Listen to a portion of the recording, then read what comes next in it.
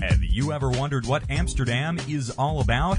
Don't just read about the culture that has accepted cannabis. Experience it firsthand with CS Travel's Sensible Amsterdam Tour with NORML. Travel to one of Europe's most beautiful cities this January for an educational and recreational visit to a city that regulates cannabis like alcohol. CS Travel has arranged an exclusive visit for reform-minded Americans that includes a private tour of some of Amsterdam's most renowned coffee shops, educational seminars with coffee shop proprietors, local law enforcement, members of the Cannabis Retailers Association, and NORML staff. Entertainment includes a special evening at the Boom Chicago Comedy Club, canal tours, visits to the city's many museums, including the world-famous Van Gogh Museum. Don't just wonder about Amsterdam, experience the beauty and freedom of this unique city firsthand with CS Travel and NORML's Sensible Amsterdam Tour. Pricing information is available online at coffeeshoptravel.com. That's coffeeshoptravel.com. Or call toll-free at 800-816-1846. That's 800-816-1846. Be a sensible American. Visit Amsterdam with CS Travel and NORML this January. Call 1-800-816-1846 right now to book your trip. More information is available at norml.org.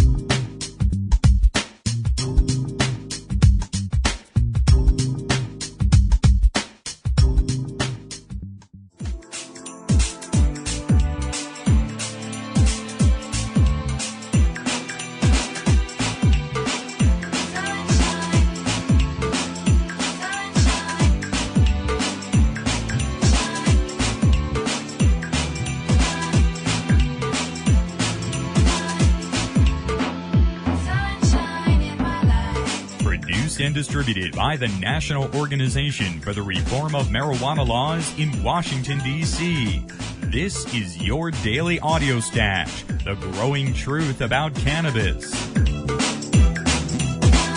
Welcome to the most popular audio podcast regarding marijuana in all of America and all the world, featuring interviews with scientists, politicians, doctors, prohibition policy activists, regular cannabis consumers, musicians, and NORML staff and NORML's board of directors, along with music and comedy no other podcast can offer.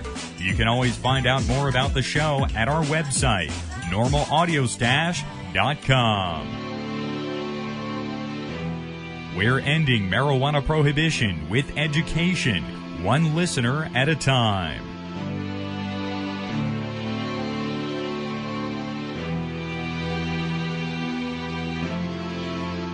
Welcome back to NORML's Daily Audio Stash. Today, it is Friday, October 5th. I'm your host, Chris Goldstein. Take a moment to join us at NORML to help end marijuana prohibition right now. Just visit our website at norml.org to make your donation or join NORML today. Folks, a lot of great stuff in the NORML News weekly press release this week, including the fact that almost 250,000 people have joined the NORML cause up on Facebook. We're going to talk with NORML's outreach coordinator, Ron Fisher, about all of this next week right here on NORML's Daily Audio Stash. And 1 week from today, folks, the NORML Annual Conference kicks off in Los Angeles, California. You can still register for the NORML Conference up until about Tuesday or Wednesday of next week.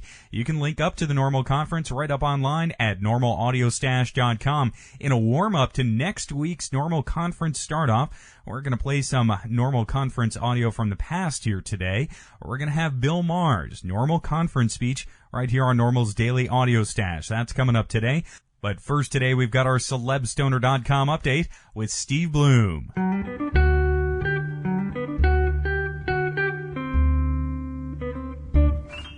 I want to be famous. I want to wear minks and satins and pearls. Steve Bloom has his finger on the pulse of celebrity stoners around the planet. He posts it all along with marijuana news up on the website celebstoner.com. and he joins us here each Friday. Steve, welcome back to the Audio Stash today. Hey there, Chris. What's up? Well, I am getting ready for Los Angeles next week. It is going to be a huge event out there. Hopefully we'll have some direct celeb stoner news for you. And there is a lot of celebrity news this week, Steve, starting out with pop star George Michael, who said that he can afford his marijuana. I don't think anybody was worried about that. But I've also seen that he wants to maybe start smoking less pot, he said. Yeah, something like that. I mean, Michael's always in the news about pot these days. He's kind of the big pothead pop star of England, and over the last few years he's acknowledged his marijuana use, and he's said things like, I wish I'd never started smoking pot. It soothes my soul, but it also destroys my voice. I'm addicted to marijuana. I needed to stay creative. I didn't want to take sedatives, so I started smoking marijuana. So, it's sort of a double-edged sword for George Michael. He loves it so much that he's apparently addicted to it, and we all know that marijuana is not addictive, but I guess apparently it is for him. And in the last week, he just, had another comment, and his comment was, I would like to take less, meaning referring to marijuana, no question. To that degree, it's a problem. I'm a happy man, and I can afford my marijuana, so that's not a problem. So then the media had a little bit of a hard time figuring out, especially over in England, whether he wanted to quit pot, whether he's having a problem with pot, whether he's not having a problem with pot. All the headlines are pretty funny. One headline is Michael to quit pot.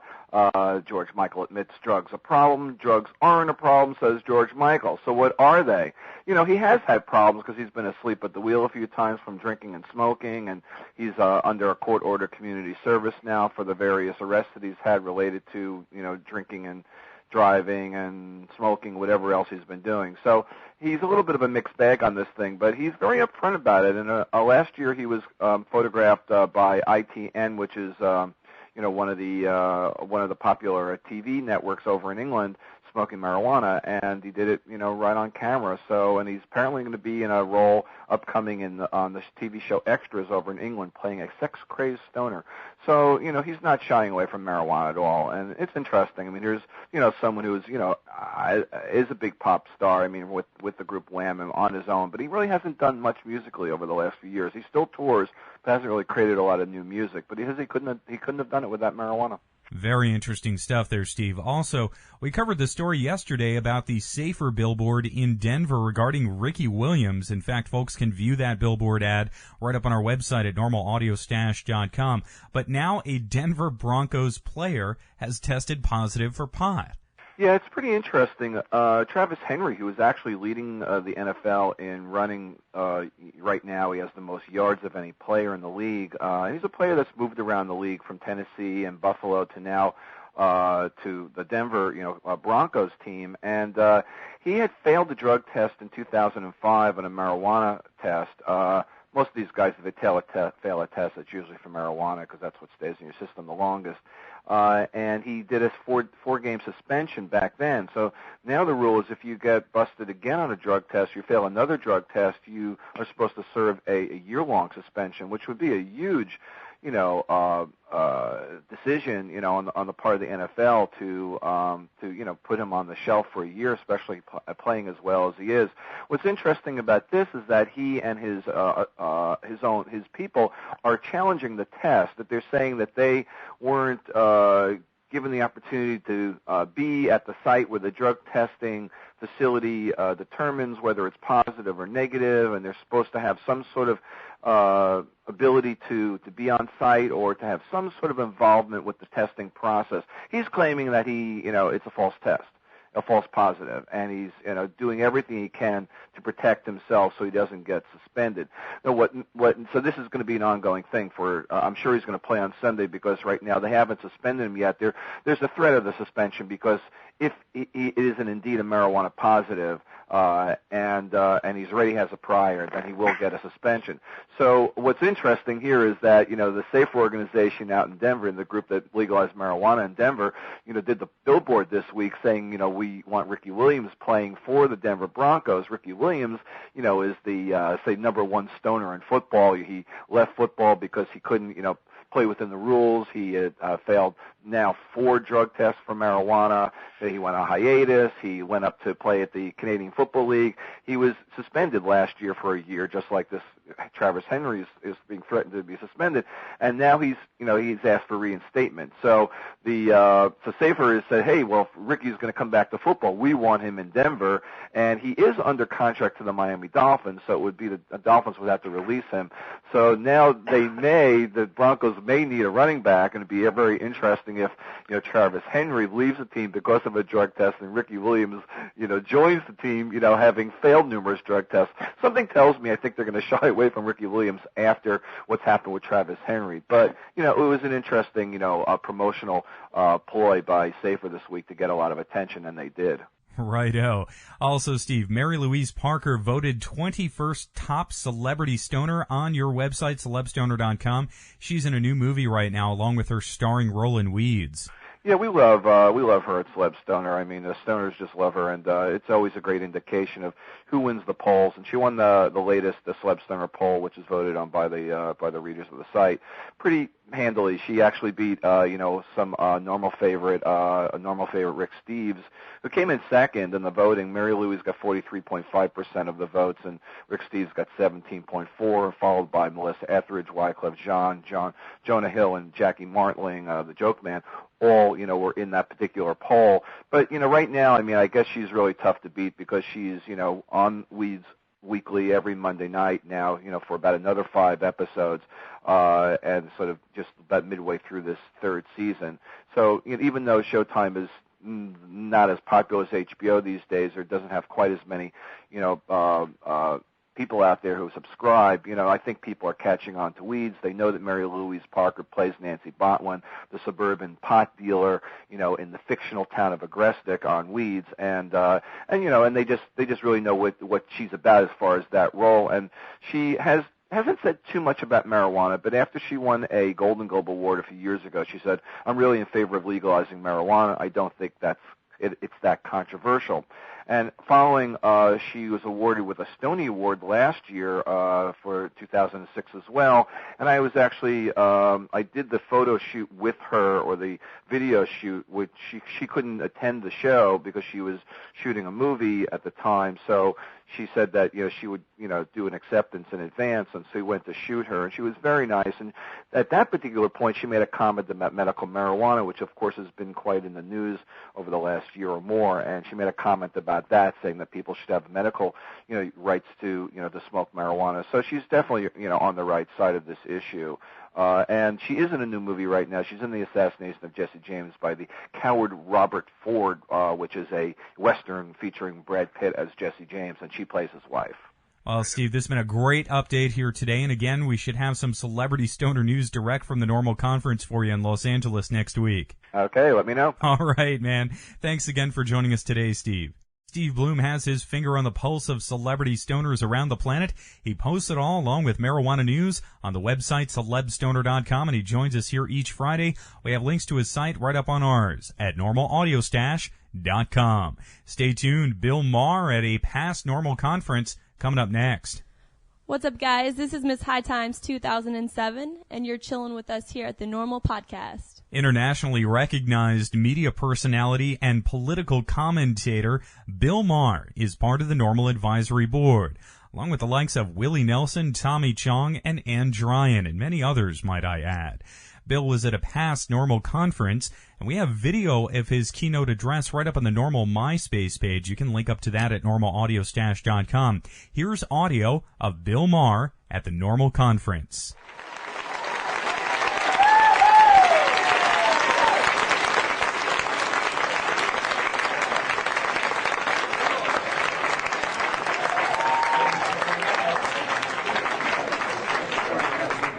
So, as much as medical marijuana is extremely helpful, the levity I received last night from going to Bill's show was greatly needed. As a matter of fact, I'm either so profoundly out of shape because of the rib muscle I pulled, or it was really as funny as it appeared to be. And a good chunk of that act is devoted to ending the war on some drugs. Yeah.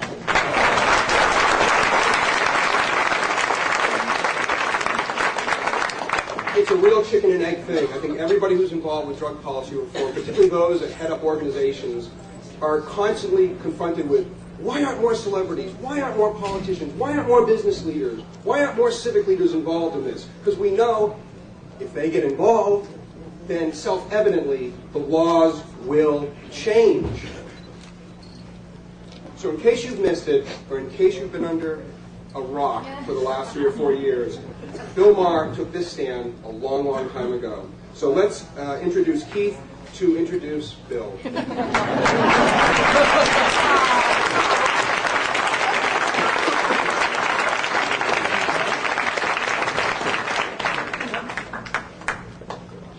What a great scene. You could all stand here. Almost no space here. I'm indeed delighted to introduce our next guest. He had a successful career as a stand-up comic, which he continues to do. His show was wonderful last night. For many years, before he shook up the airwaves forever by inventing a program called Politically Incorrect.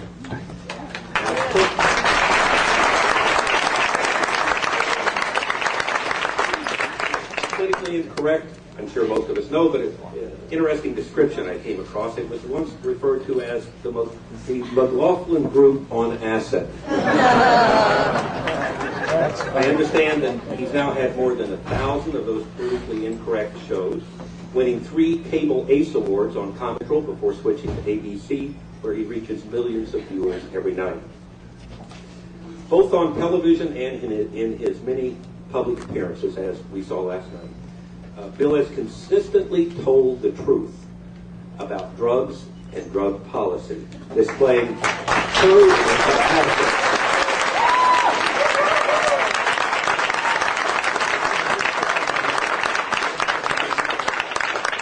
He has also added some insightful humor to the subject. For example, when he once suggested for our next drug czar that we consider Keith Richards.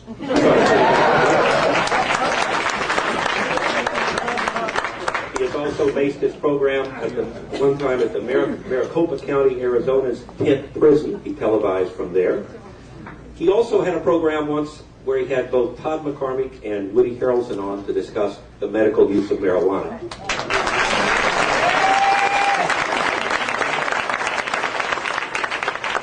Important to me, and I know to a lot of the rest of you, is this. Bill doesn't just talk the talk, he does walk the walk. And by that, let me tell you specifically what I mean.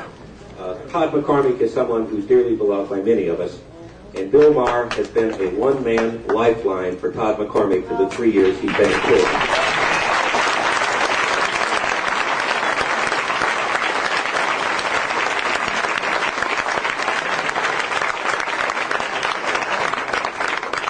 Mark Twain once said that against the force of laughter, nothing stands. When the laws against marijuana are finally repealed, Bill Maher will be a hero and a major part of that change. Please welcome Bill Maher.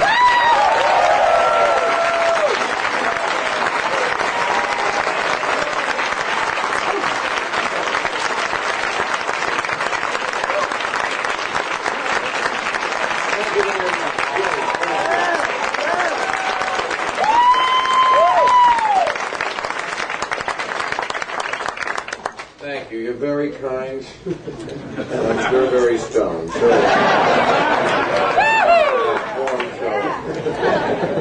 but hey, it's 2 o'clock. Well, it's 4:20 exactly. Well, listen.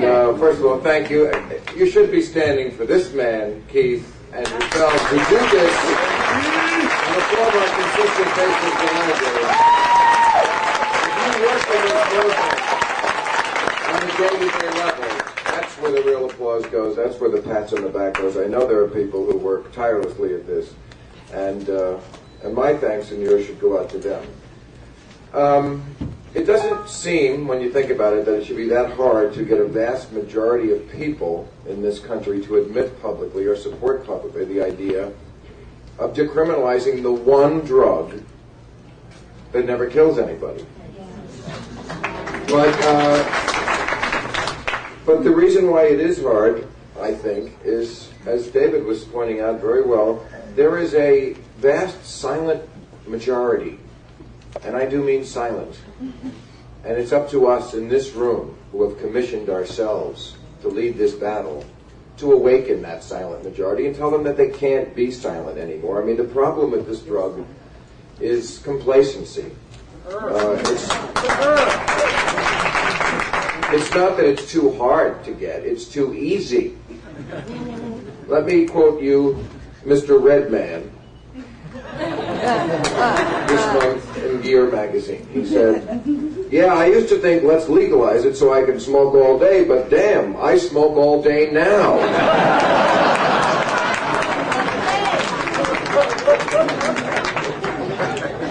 And that's the problem, is that the government is so ineffective and inconsistent that it lulls us into this sense of complacency, and we forget about the people who really are suffering, who are arrested for it. Keith is right. I'm here a lot because my friend is in prison, and it hurts me. Not as much as it hurts him, but it bothers me a lot. It makes me mad. It makes me mad that so many hundreds of thousands of Americans are arrested. That is a big number. If that was a disease, people wouldn't stand for it. But that number...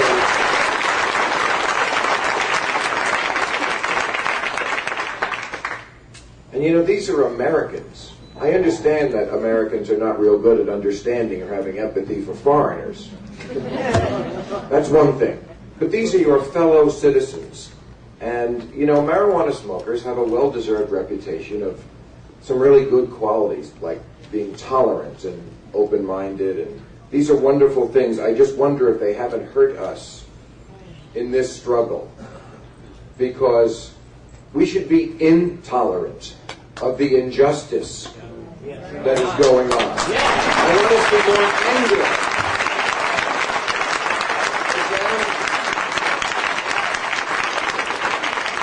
You know, the Nixon Commission report was 30 years ago. And we're still here, and we still have to crawl into alleyways like criminals to smoke a joint. And those are the lucky ones who aren't in prison for it. It's the cancer of drug causes. Year after year, the carnage goes on, and we can't find a cure. But the thing is, it shouldn't be as hard as cancer. I mean, it is such a triumph of fear and ignorance over fact and logic that the drug that kills nobody is the illegal one. How would you explain that to an alien who came down? But I'll tell you why that is, and this is important. It's because everything in America is about marketing and image. A bad product, well apologized for, is always better than a good product. It's all about Madison Avenue, and the Mayor Bloomberg campaign was a fantastic beginning of getting at people's hearts and minds, but that is where the battle is won, and I think we have been reluctant because we are good people. Like I said, tolerant, open-minded. You know, we're like the Indians. We do not want to use white man's evil ways.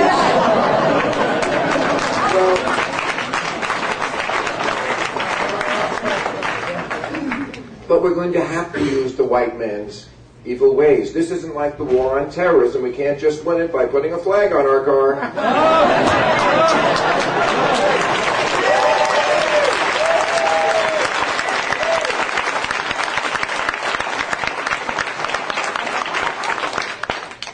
So nothing changes in America without the cooperation of two shameless beasts, the media and politicians.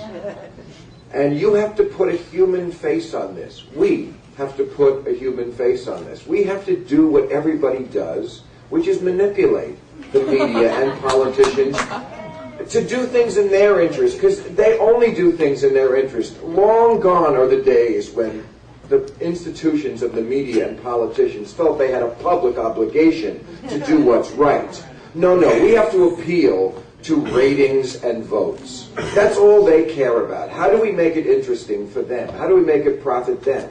Well, you know, if someone really wanted to make pot acceptable and they had the kind of money that they have for a McDonald's campaign or to put George Bush in the White House, you could make pot acceptable. You can convince people of anything. George Bush one day became a reformer with results. Imagine convincing people that George Bush was a reformer.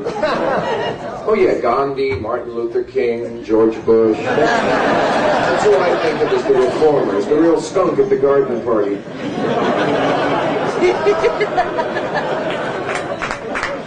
They called him a Washington outsider. And straight out of Compton, this guy, let me tell you. Again, his father was head of the CIA and the president. He's a Washington. Again, it's all how you market it. That is the key, is image. And unless we put a human face on that, unless people who don't smoke pot feel as affected by this as they do by something else they're not connected to. Cystic fibrosis. People don't have that, but they feel for the victims of it. Why can't we do that? We got to do that.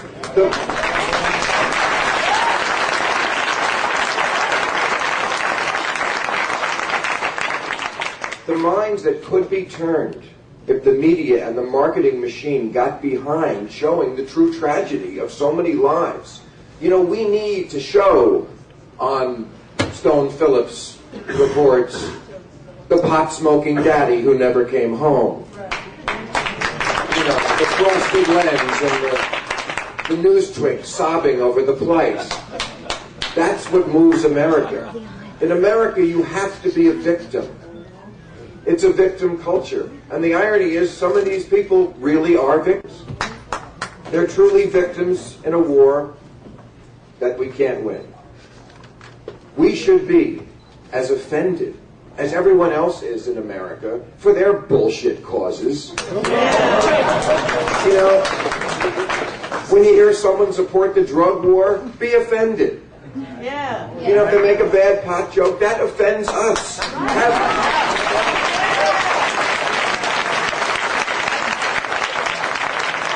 How about us having a little zero tolerance? I have zero tolerance for bullshit. How about that?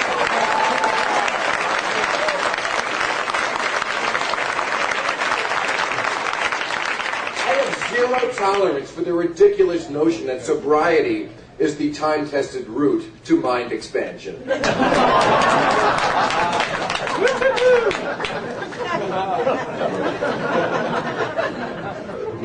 White man's way number 3.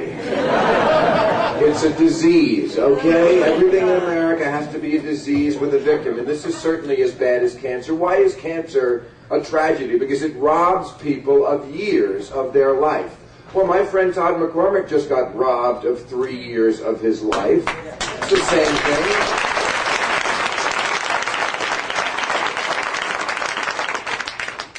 Also, any lawyers in the room? Why can't we sue them? Why can't we sue under the Equal Protection Clause of the Constitution? They use the Equal Protection Clause for everything. Bush won the presidency with it. He did. That's what they use.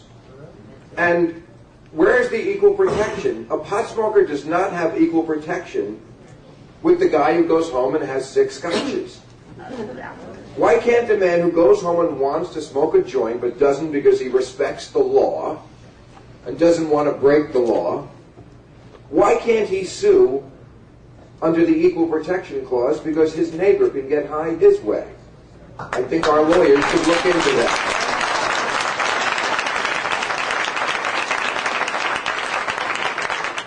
I'm getting a little tired of being treated like a criminal. Second-class citizen white people who, through their preference for liquor or pills to mood-alterate themselves, show not a superiority of taste, but an inferiority of taste.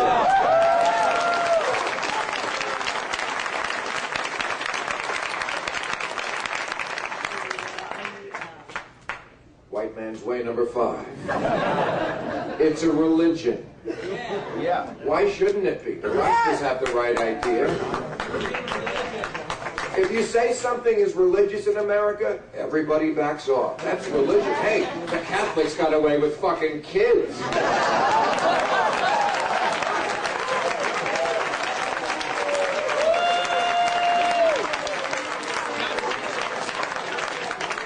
And no cop ever knocked on the rectory door because it was a religion.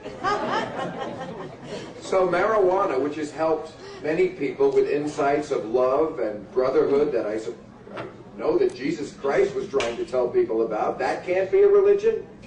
It's as much a religion as Catholicism ever was to me.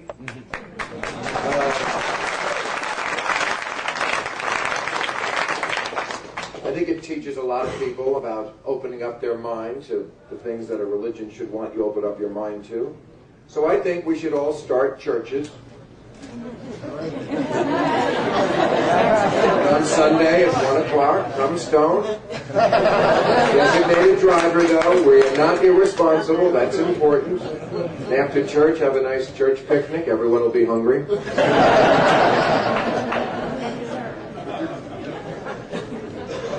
White man's way number 6. Economics. That's how you get to people in this country. We're great at one thing. Money. People love money. They're greedy.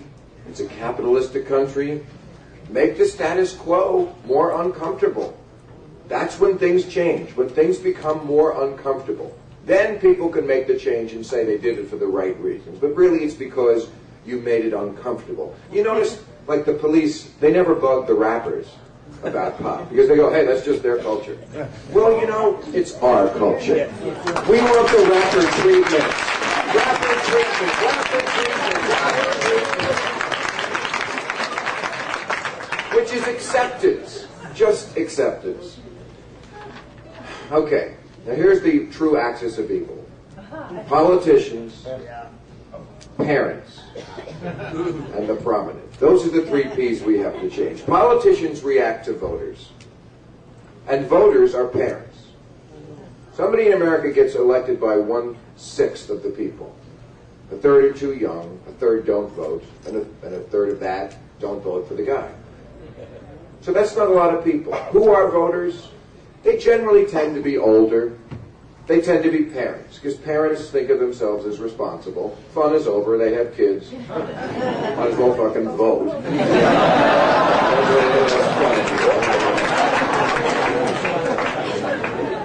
So when people get in the voting booth, they tend to be hypocrites. They tend to be a lot more conservative. It's like when you get on a plane, even before 9/11, when people got on a plane, it's a very conservative place. No swearing in the movies. It even used to say, there was a sign, no joking. Remember that? And then you get through, it would say, resume joking. But, you know, we're on a plane now. Don't fucking make a joke. You know, it's very funny here. This could go down.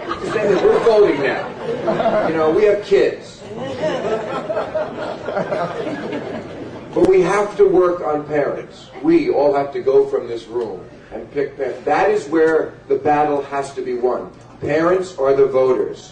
That's who politicians are afraid of. Parents who probably do smoke pot, but feel that the world is such a besieging thing for them and their children that they will do anything to keep marijuana away from their kids.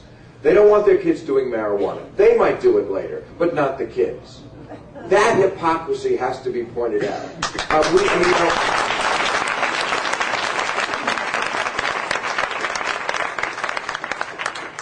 We do understand with parents the do everything to protect our children, and we can be good and sympathetic and helpful with that.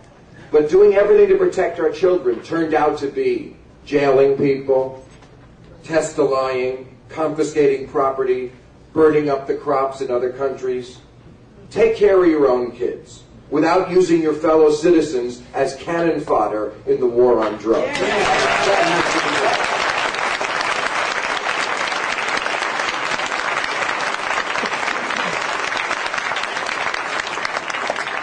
So work on parents, work on everyone, especially prominent people. There's a lot of prominent people, I'm not going to mention names, Harrison Ford, Ted Turner, who smoke a lot of pot. They need to stand up. I'm not going to mention names. I'd never do that. Anyone else?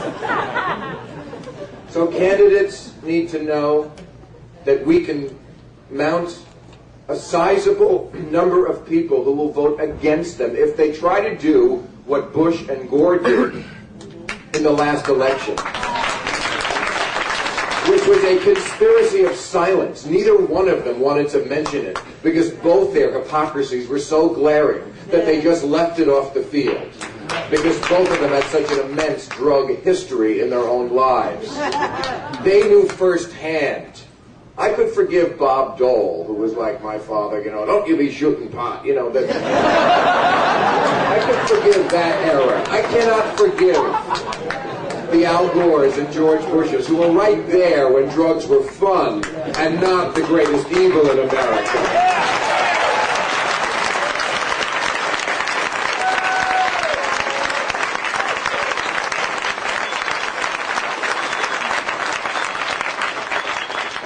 I have one more thing I want to propose.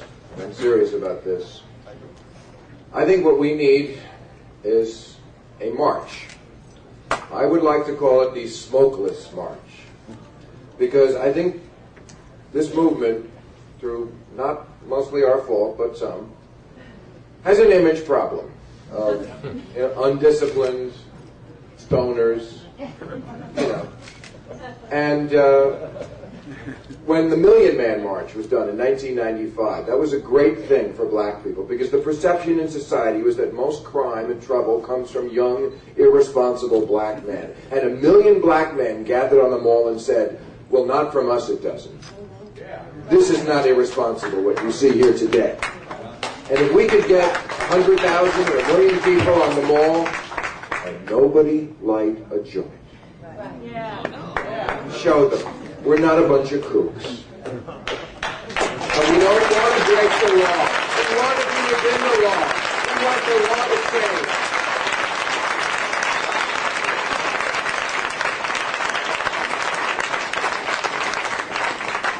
Because every administration faces that same nagging problem, that so many things kill so many people. I mean, alcohol kills hundreds of thousands. Tobacco, 400,000. The shitty, crappy food that people eat in this country kills hundreds of thousands. Doctors fucking up kill 100,000 people. Pot, 0. Only 0. And so what does every administration do? They have to do a new study. Because they don't have the balls to come out and say things should be checked. We got to study it again. They all do a study. It all comes back the same. It makes you eat cookie dough. That's the worst they can find.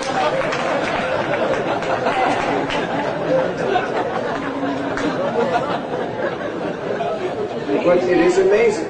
Pot, 0. If people don't start dying from this drug, it is never going to be legal. So I want you all to start dying. I am willing to volunteer myself.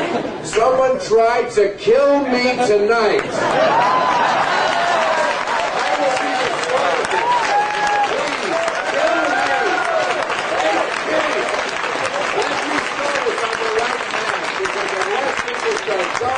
Things don't become legal. I want this place to look like a Georgia crematorium.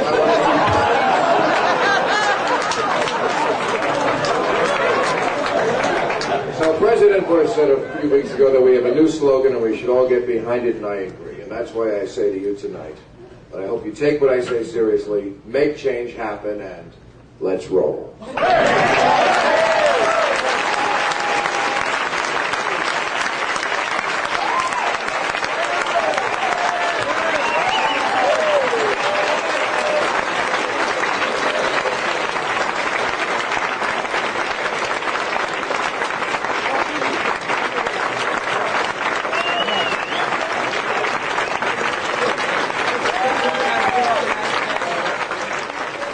Bill Maher at the NORML conference in San Francisco. Past NORML audio, you can link up to a lot of the 2006 conference audio on the NORML Events podcast. We're going to round out the show today with some great music. Here's Big B with the Cottonmouth Kings. Big B on the Suburban Noise record label. We have links to him today. Here's We Can Smoke.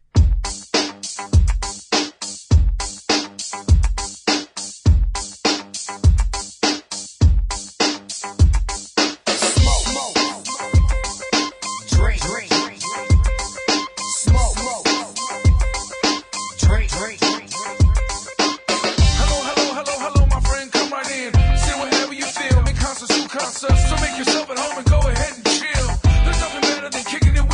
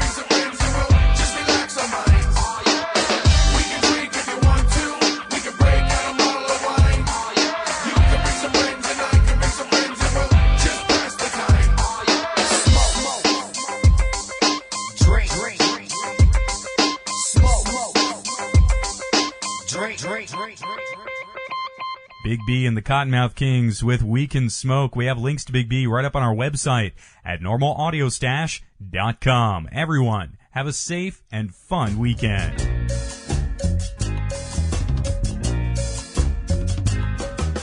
This has been NORML's Daily Audio Stash, the growing truth about cannabis.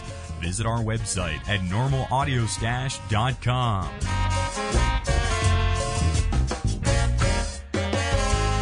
If you listen to the Audio Stash, vote for us at Podcast Alley or other podcast directory services. I'm your host, Chris Goldstein. Thanks for listening today. Everyone have a fun summer weekend out there, and we're back at 4:20 on Monday.